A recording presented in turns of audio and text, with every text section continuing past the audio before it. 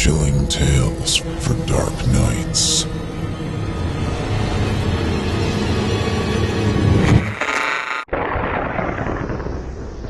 This broadcast is fan-funded, so become a member at chillingtalesfordarknights.com and support our Patreon at patreon.com/chillingtales.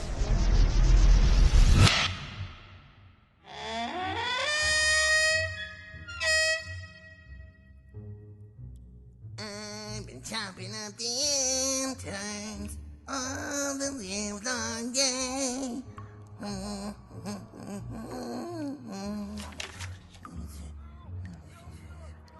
Holy crap! Hey, other half, we got a serious situation here. What is it, Archie? Did we get another American Family Publishers sweepstakes from Ed McMahon? No! This is something far more dangerous and unpredictable. Apparently, the National Association of Horror Podcast Interns Union, Local 6933, has determined that we here at the Simply Scary Podcast are no longer eligible for the intern exchange program. Since we have lost 237 interns and neglected to send even one intern for the exchange program with other horror podcasts. Wow, you're right. This is dangerous and unpredictable. I mean, without interns to kill, what the hell are we supposed to do? Oh, we should tell GM right away. I don't know. I mean, he gets so uptight about us experimenting with different ways to skin interns without leaving that greasy mess. He just has a hard time seeing things from our point of view, you know? For instance, if he were here now, he would probably tell me not to use the Holiday electric carving knife to figure out the mystery of why interns are filled with an ooey-gooey chocolate center. But we're not filled with an ooey-gooey chocolate center. And therein lies the mystery. Yeah, maybe you're right.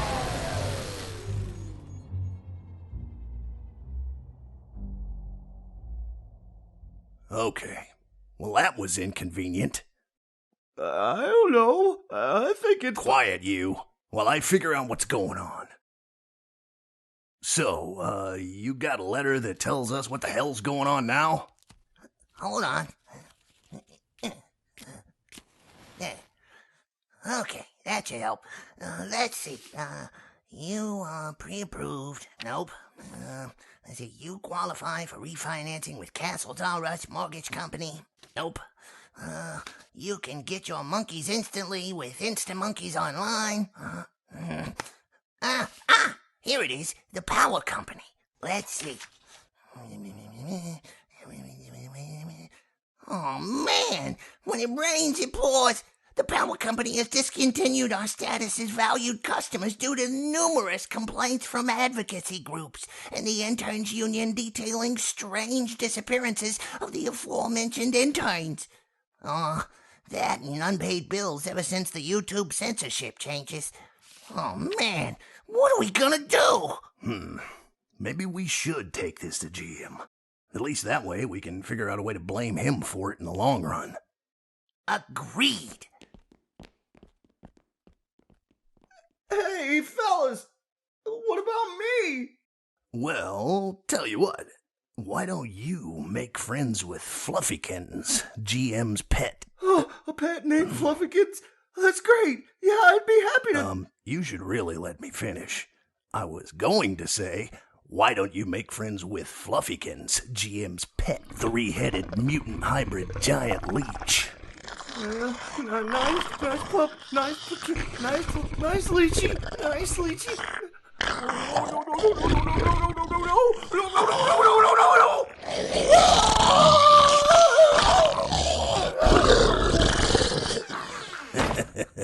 I think those two are gonna get along just fine. Now, to the Simply Scary Mobile. You mean the Segway that GM rented for us to get around the castle? Oh, just get on.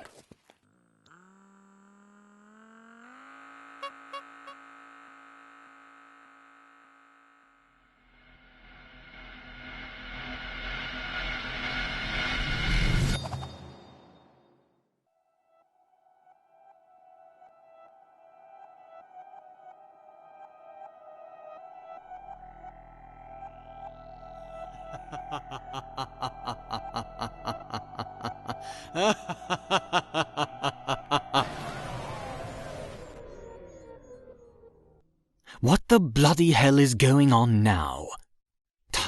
Where are those two? I know they have something to do with...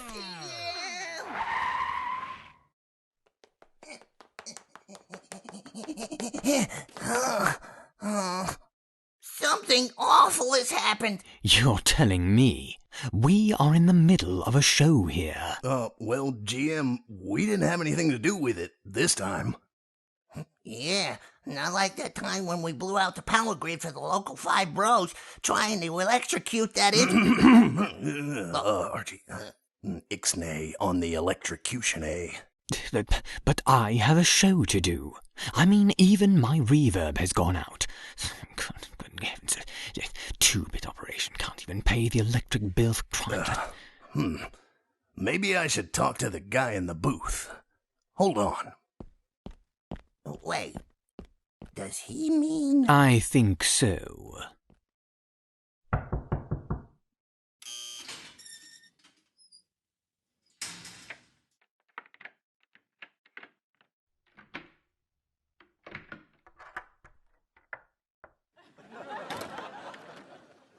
Well, if it isn't my favorite Jungian manifestation.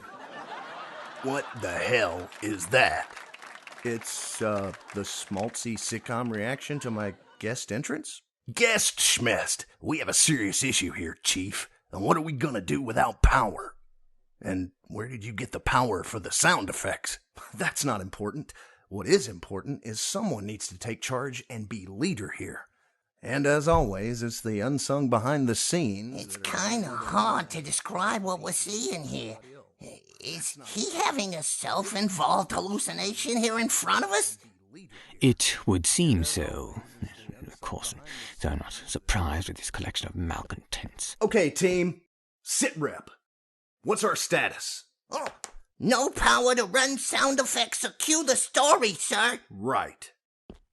No way to dissect and torture interns, sir. Okay. And my reverb is down. It's hard to sound menacing and threatening without good reverb, you know. What? Really? Okay, gang. So, we've screwed the pooch. Huh? Here's what we need to do. You, puppet. Vent figure. Whatever. Can you get me enough juice to cue the story narrations? I just happen to have a giant hamster wheel hooked up to the board in the production room. Seemed like a good idea last week when we called that electrician in. Before we ran him through the extruder. Ooh, yeah. Okay. That will get us the narrator's excellent performances and some atmosphere. You, schizo! Technically, wouldn't you be the schizo? That's not important! We need extreme measures. Get the last of the interns and hit them with the cattle prods. And get them to Archie. Pronto! Wow, you're sexy when you give orders. Ugh. You, paleface. Drop that intern and give them your spiel. The fans are waiting. Quite right. Can I have some reverb? Archie? Right. I'll see what I can do.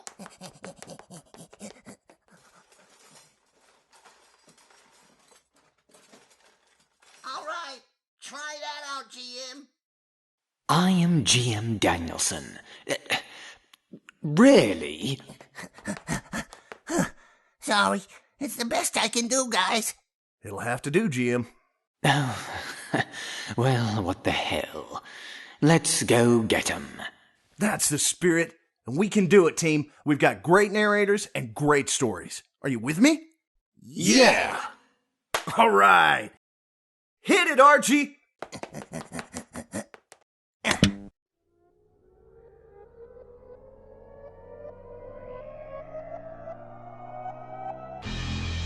Step right up and prepare to be unsettled. You have left behind your safe reality and fallen into darkness. There is no escape and there is no reprieve. Welcome to the Simply Scary Podcast, Season 2, Episode 10, Unplugged. I am G.M. Danielson, your guide through these twisted worlds of the most disturbed imaginations.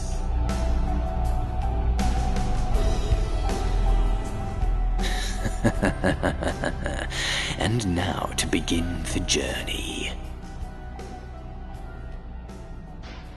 Monsters aren't always the predators, and when they become the prey, monster hunters must be crafty.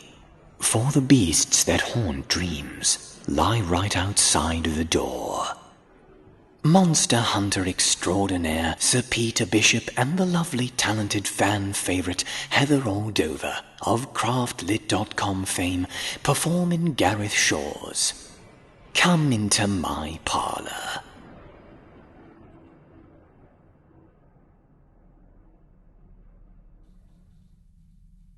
And so the ordeal begins, as it always does, with heavy footsteps on the stairs. The bar of light between the bottom of the door and the chintzy carpet blinking out. Then a tap, a scratch, and another tap on the thin wood. I have tried to ready myself. The lock is engaged, my eyes are closed, my lungs clasping an inward gasp of air, but I still jump when a harder knock rattles the door against my face. Poof! A pause, and then the usual spider-fly silence as we lean in together, trying to catch each other breathing. She creaks her greedy weight against the wood an inch from my ear, and I hear the thudding of her heart. Almost, but not quite in time with mine. Cup of tea, Mr. Simmons. I've got some nice fresh scones just out of the oven. The voice oils through the door, all warm honey and lavender, a voice I've heard many times before in different places, from different mouths, but the same voice. No need to get up, dear. I'll bring you some up in a bit. Let you get settled in first. I stuff my fingers into my mouth, cramming any betraying words back in, and swear I can hear her old lady bristles scratching against the door and catch the smell, faint but definitely there, of her peppermint exhalations. I hate these sieges. The long, heavy waiting silence before the inevitable clash later. It never seems to get any easier. But I cling on to my fast-fraying nerves long enough for the bar of light at the bottom of the door to blink back as she shifts, withdraws. Floorboards groan, her heavy steps back down the stairs. Quieter, then quiet, then fading away and gone into the depths of her back rooms. The first phase, the first brushing skirmish, the first prod and weighing and testing of each other is complete. There is no sense of celebration, only the knowledge that the hunt is well and truly on. She has my scent and is making her preparations. From the street, the red neon vacancies sign was invisible to the passers-by as they rushed past, too hunched over against December to notice. But I saw it, lit up for days and bright against the winter darkness of the bedroom windows. No one in or out of this dying bed and breakfast for a week. The guest book unsigned and left unattended in the lobby through the temptation of an open front door. I watched, and I saw the hollowness, the hunger in her as she phantomed in and out of the empty bedrooms, checking bait, testing traps and snares and lures. Inevitably, I found myself shriveling in her stare as I hesitated over the guest book, remembering all the other hot, greedy eyes that had measured and basted me as I faltered my shaky signature onto the page. How blatantly they display their books of the dead right out in the open, grinning behind us as we willingly add our names to their lists. I couldn't stop myself scanning down the page, trying to spot a likely name, my instinct sharpened by experience. Denzel Davidson? Too alliterative and eye-catching. Too headline-friendly. Harold Simpson? Look, used his own pen, a proper one, unlike the tatty biro I'm holding that she had taped to a bit of string. Obviously too old, too respectable. Sounds like a man with a family. Joe McIver. Has potential, but just underneath in neater print there's a Simone McIver. Bet they were nice and young, but probably newlyweds, or pretending to be. No use to hunters. No other names stand out, and the McIver couple wrote their goodbyes. Lovely stay, thanks for the hospitality, 3 weeks ago. No one stays longer than a few days in these places, which means that she had been waiting for someone just like me. I can feel her behind me, guessing my age, noting my small case approvingly. Later she returns to the book to check my name. David Simmons. I chose it carefully. Like my appearance, hair dyed a natural brown, jeans, plain t-shirt. It is deliberately unremarkable. Read about me in a paper and you will have forgotten me by the time you turn the page. In other words, I have made myself a perfect victim for these predators in disguise, blinking and smiling along with them as they try to hide their delight. How many times have I willingly bitten down on their hooks and let them haul me into their wallpapered and carpeted dens? I can't remember anymore and wonder when my luck will finally run out. My gaze lights against my small travel case leaning against the bed. Just tracing the age lines veining its leather balances the fear of what is to come, and I take strength from its dark smell. The case has been with me from the start. It is a reminder that I have survived many battles. I gently lower it onto the bed, and the brass latches open. The glow of rich velvet crimsons my face as I ease the lid up. I breathe in the gathered smells of its shadowed depths. Deep, fathomed stillness envelops me, and I allow myself to wallow in its quiet power for a few moments.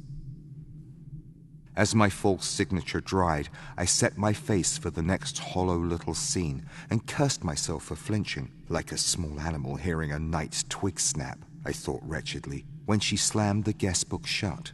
Her smile, slightly crooked, the false teeth sitting too even in a mouth of puckered skin, was bright in the floral hallway. I always expect stuffed animals in these places, but she only had the usual landscape prints and bowls of potpourri and floral tat. Even though I have unmasked them many times and know what lies beneath, I still marvel at the effectiveness of the disguise. Always, a slightly worn cardigan corsets their dumpy frames, usually navy with brass buttons, pleated knee-length skirt with thick tights, concertinaed with creases like an oak's growth rings, puddling in sensible flat soles. You might think that it's the eyes that give them away, but no, for they have mastered that granny twinkle so well that even I can't see the dark behind them. No, for me it's the hands. Their skin may be paper thin, the fingers spindled by age, but when I watch, oh so carefully, I see the shadowy buried predator's instinct twitch them into claws when the hunt is on. As she ushered me up the stairs, she began her anglerfish murmurings. Sorry I can't help you with your case there, Mr. Simmons. We get a lot of those. Just call me Agnes, dear, with a U. She leans in conspiratorially, and I grit my teeth against the tickle of her breath. Me mum never went to school. I play my part and grin back, but as she turns to waddle up to the landing, I glance at her clenching hands, and my smile dies quickly. A faint clink and rattle from downstairs jerks me upright. She is almost ready. My blood roars, and I have flailed to the door and unclicked the lock before my horrified mind registers what I am doing. You will run right into her, it tells me. Have you learned nothing? Flicking the lock back on, I stagger back to the bed and crumple upon it. Calm yourself quickly. Remember what to do. Remember the routine. I swallow, wipe my face, place my shaking hands on the edge of the case, and begin to count the fingers. 1, 2, 3, 4. No, too quick. Slow. Must be slow and steady. Control your breath and count again. 1, 2, 3. The creak of a foot on the stair freezes me. She is coming. Come on, keep counting. Get control. 4, 5, 6. The narrow gap at the bottom of the door is bright still, but in a few more moments, she'll cast her shadow across it. I must be ready. 7, 8, 9, 10. The creak of the stair stops, and there is a groan from the banister as she swings around on the landing. I shiver a breath out between my teeth. The narrow gap beneath my door dims as the unstoppably ancient moment where life meets death, where predator meets prey, looms huge and inevitable over us both. The reek of my fears fills the room, almost eclipsing the comforting vapors from the leather case. I steady myself and carry on counting. 11, 12, 13, 14, 15. It is enough. The fear still churns, but it is bound, tempered and confined. I must act now. Gently, I reach into the dark velvet interior of the case and collect up the fingers in both hands and lay them out in a row on the bed. The sight comforts me as always. They are different sizes. I always clean them, polish the nails and take the rings off. Sometimes I have to use pliers if they've sunk into the doughy skin. Despite my care, I see that some of the older ones are beginning to darken and curl. They beckon to her, perhaps, and invite her into her own trap. I like that idea, but decide it's definitely time for some fresh ones. Behind me, the light under the door is blocked out and there is a clink and rattle before she taps on the wood, taunting. I turn back to the case and carefully prying up the flap of the concealed compartment in the base, a rectangle of blackness is revealed in the velvet, and in it, the glint of metal. A tap again at the door makes me flinch, but I am finally ready. A squeak from the bed betrays my movement as I rise, but it doesn't matter now. She knows I am here, and I must finally face her. I feel her lean forward outside, all hackles and gritted peppermint grin. My hands are nimble now as I click open the lock with one hand, turn the handle, and swing open the door. She is kneeling, frozen in the act of laying a tray, the last lure and final bait on the carpet. The odor of fresh-baked scones coils around her. She looks up and her predator's eyes widen brightly in the gloom as she sees past me into the room, to my case and my collection next to it on the bed, all lined up neat as you like. My smile blooms as hers dies. Must remember to take the guest book with me later, I think, and I step forward to invite her to join me.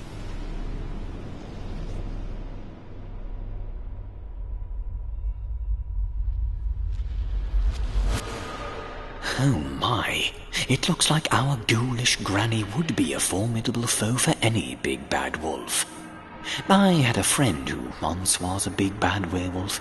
Never felt the same about him after that whole underworld fiasco. When we return, more awaits you from under my cape.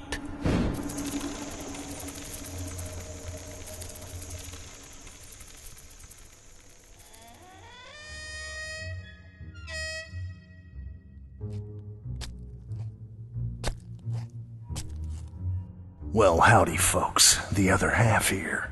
You want this show to keep going. I know. But we do that with your support.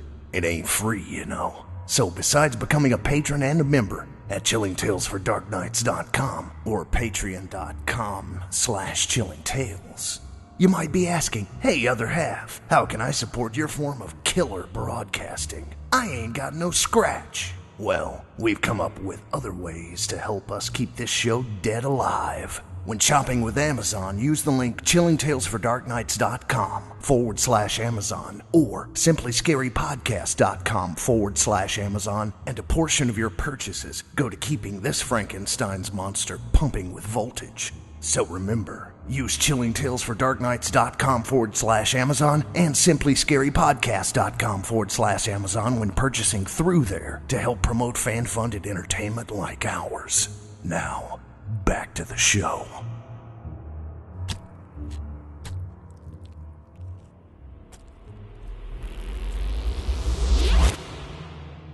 And now we return for a second story to tempt your fate. Caring for your loved ones should not be an undesirable task. But when their suffering is prolonged, the devastating consequences of seeing them decay before you can snap the most even-minded with the unbearable. The one-woman show that is Brindlin McNair performs in Till Death Do Us Partly.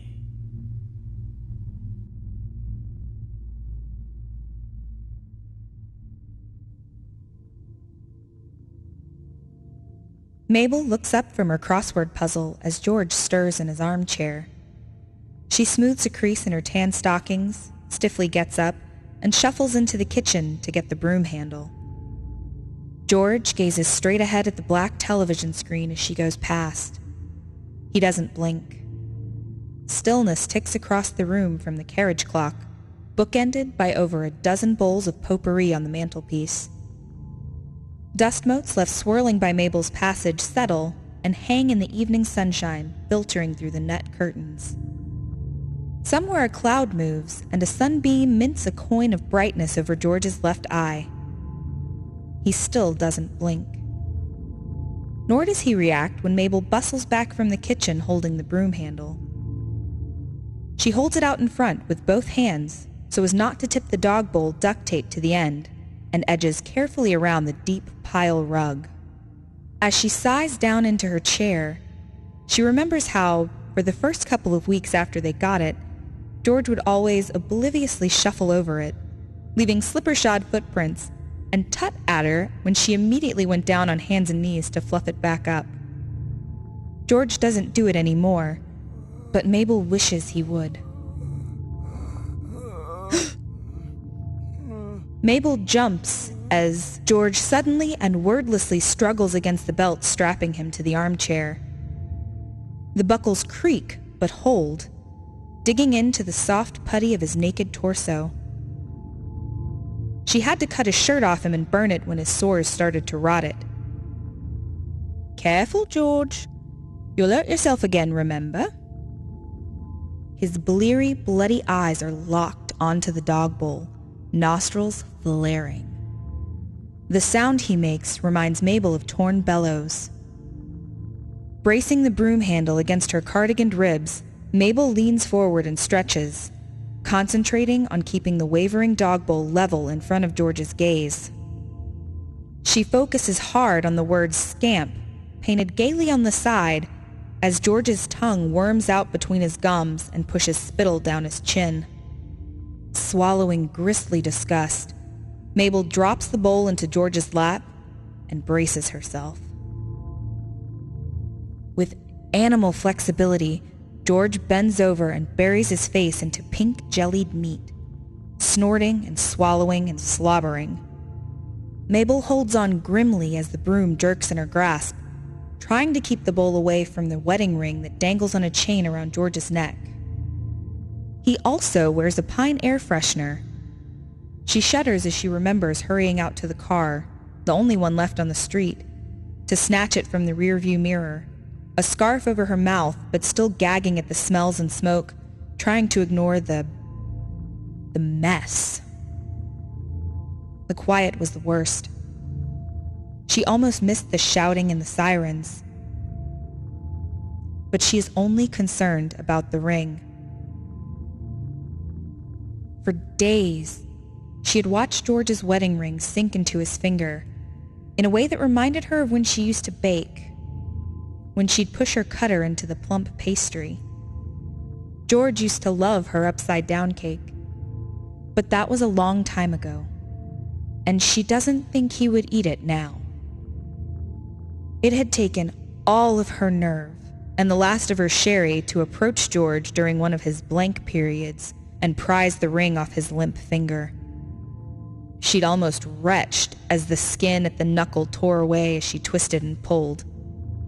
His skin had slid off the bone like wet camembert, taking the fingernail with it.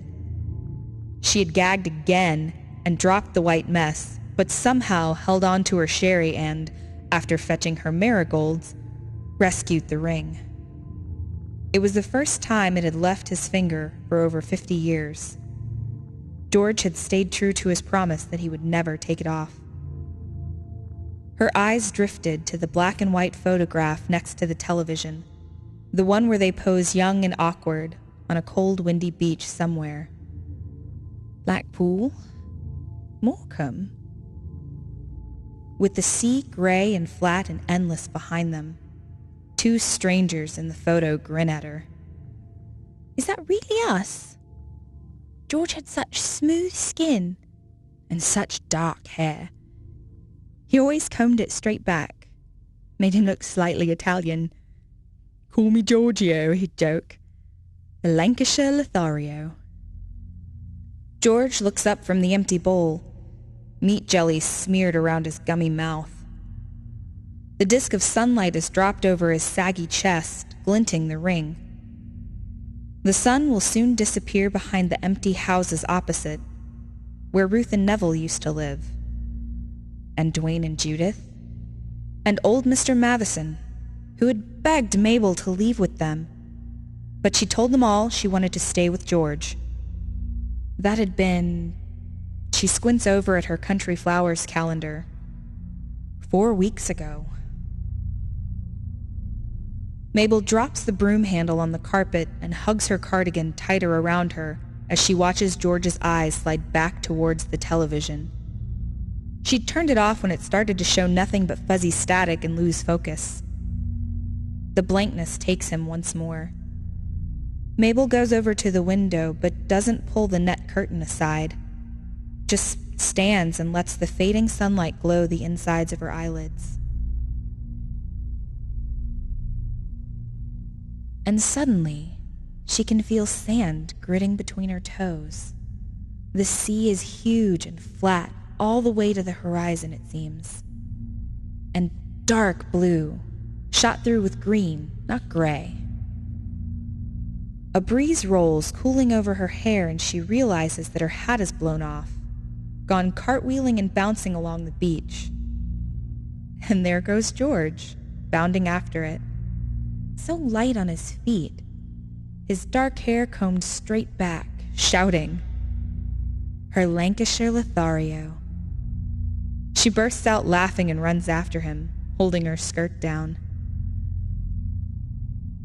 Stepping over the rug to the mantelpiece, she sleeves a little dust from the photograph and looks over at George.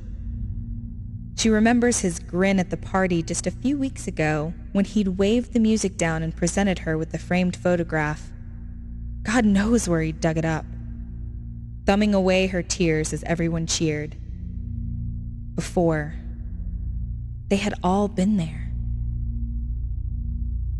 Mabel looks for the matches and remembers there is only one left. The one she's been saving. She closes the curtains, the dark hiding the details of George's hunched form. She knows that George will be blank for a good while yet, but she still tiptoes around his chair and stands behind him, looking down. Shakily and slowly, very slowly, she kisses the tips of her fingers and gently touches them to the top of George's head. His liver-spotted scalp is peeling. Dark hair combed straight back, and gives under her touch. George doesn't move. Still slowly, eyes always on George's face. She fumbles at the buckles of his restraints and flinches each time a belt thumps to the carpet. He gazes straight ahead at the television screen. I'm going up now, George. The ring sits against his barely moving chest. Love you, dear. She whispers, then shuffles out. The smell of George's aftershave still ghosts around the bedroom, and Mabel inhales deeply, eyes closed. The headboard creaks loudly. Bloody give the neighbors something to talk about. Hey, Mabel? He'd said, nudging her as she flapped him away in mock disapproval. As she reaches over to the bedside table, to the card there. It is made of folded paper, but is stiff with big dollops and swirls of paint. It flakes onto the quilt, but she doesn't notice. It's dark in the bedroom with the streetlights out, but in the candlelight, Mabel can see two stick people on the front, smiling and holding hands amid exclamations of primary colors. Underneath them is a big 50 in shaky orange. Red hearts form a border. Mabel opens the card. Another stick couple. This time the man is dressed in a gray suit and top hat, and the woman is beaming in a long wedding dress painted bright white. Mabel reads her daughter's neat print out loud to the dark bedroom. Dear Grandma and Granddad, happy wedding anniversary. We told our class at school about it and they all clapped. Our teacher said it was a very long time. We are very proud of you and love you very much. We hope you are married forever and ever. Underneath are spidery squiggles, but Mabel knows they say love, Declan and Ella. There are lots of big black crosses, 50 of them. Moving her lips but making no sound, Mabel counts each one, flashing through memories and years, people and places. The silence stretches out until Mabel hears the creak of the living room door downstairs. She frowns at the tremor in her hands, the crinkled skin, the blue veins like fault lines. She carefully stands the card back on the bedside table, slides over to her side, adjusts her nightdress, and waits. George's slippered footsteps are draggy and slow. You want that hip scene too? On the stairs. Forcing open big knuckled fingers she didn't realize were clenched into fists, Mabel adjusts her wedding ring and smooths out the duvet. She waits for the creak about halfway up, the step George never saw to. George's labored footsteps reach the top, then shuffle across the landing. Pick your feet up! You'll scuff the carpet! A smell has come with them. One that quivers Mabel's stomach. She concentrates instead on the dark space framed by the bedroom doorway. Suddenly remembering, she leans across the bed and blows out the candle. Her breath feels whispery and faint. You've the lungs of a horse, lass. And the flame sputters before going out. She looks back and there he is, shadowed and leaning in the doorway, the dark hiding the details. She can't hear him breathing over the thin hiss of her own wheezing, but can just see the slight rise and fall of his shoulders, and she knows he is looking at her from the blackness of his face. His dark hair is combed straight back. Mabel glances over at the anniversary card. She softly pats the duvet beside her. My Lancashire Lothario.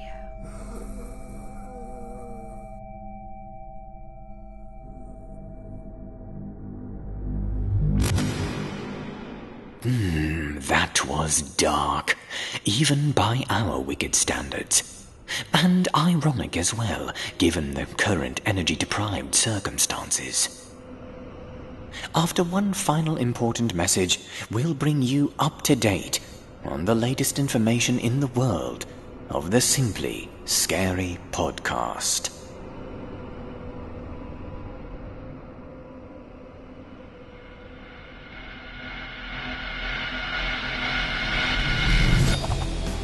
The Simply Scary Podcast, Season 2, Episode 10. Become a patron today and you'll get the extended version of this show. Here's a sample of the extra stories you get when you become a member. Fire! The engine's burning! Look! This side, I can see flames! All heads turned at the voice. I'm cursing myself for being ridiculous, so I try another shout. Help! Please, someone help me! Anyone! Become a member today. Go to simplyscarypodcast.com/tour to get more horror than you can handle.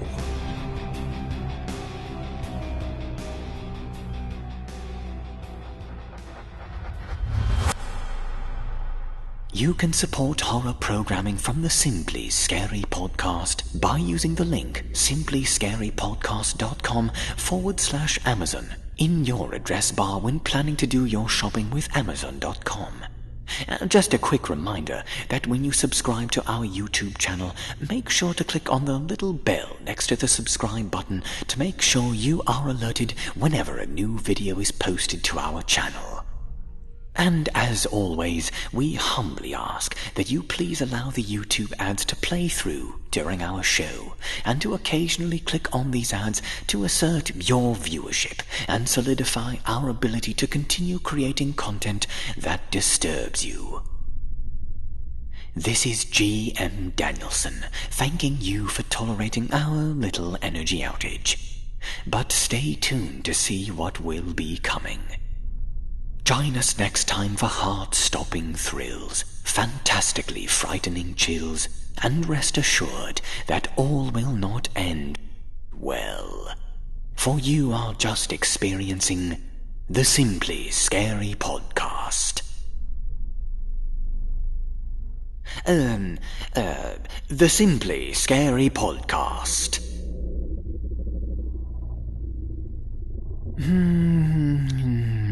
Well, usually plays the music here.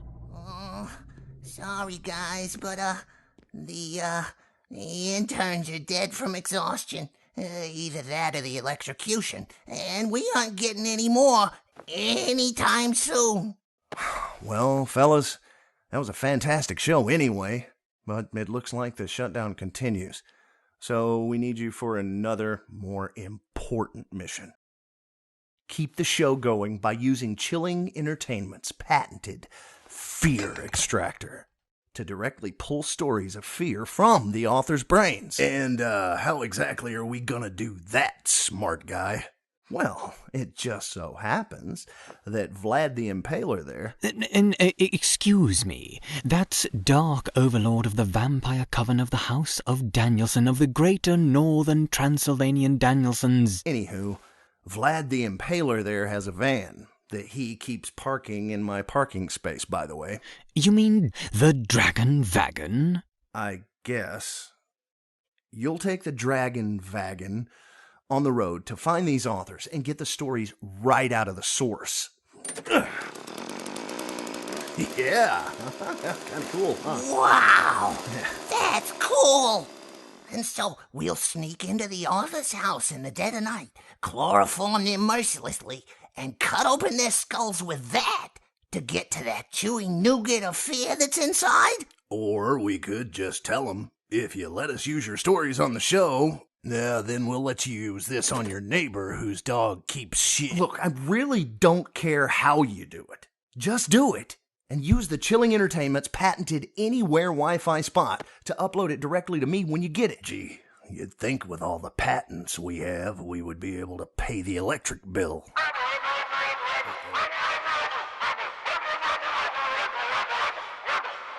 Oh, now you've done it. Now the almighty Dark One wants to get involved. And you know how things get when Craig's involved. Yeah, he decides to force ritual seppuku for public display on social media. No, sir. That was the dummy. Then figure... sorry, sir. It won't happen again.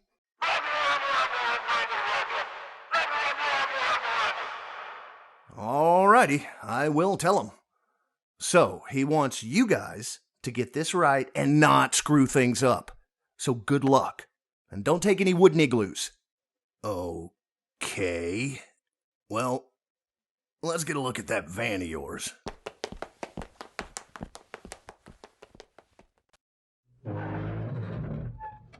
Well, here she is, the Dragon Wagon.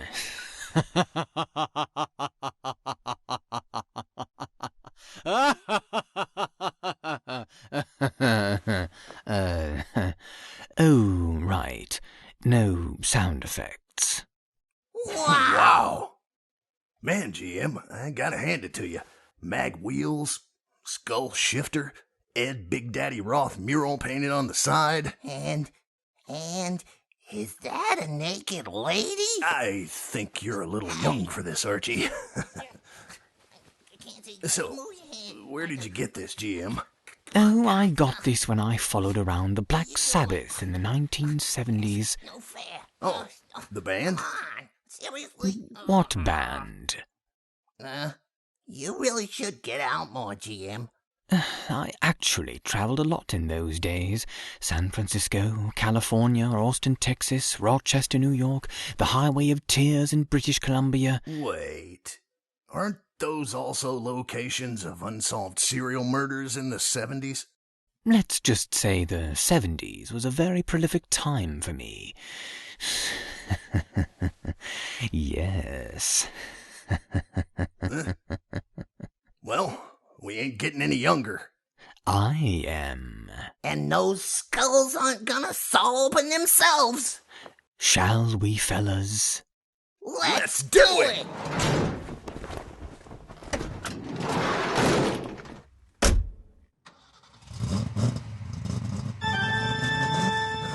Cool. Oh, wow, an 8-track. I got the perfect thing.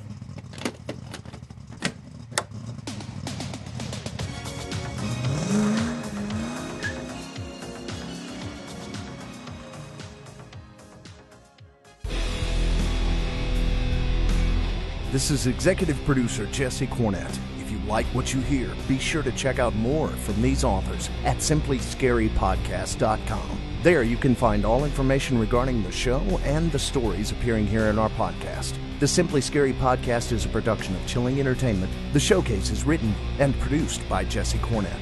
The host of the Simply Scary Podcast is GM Danielson. Original music during the show by Jesse Cornett. This broadcast was directed and created by Craig Groshek. Be sure to look for the Simply Scary Podcast on iTunes. And if you like the show, leave us a 5-star review. Comments or questions? Email us at contact@simplyscarypodcast.com and check our website for more information. While you're there, consider clicking on the patrons link at the top of the page to help support our show. Copyright Chilling Entertainment LLC 2017. Thanks for listening.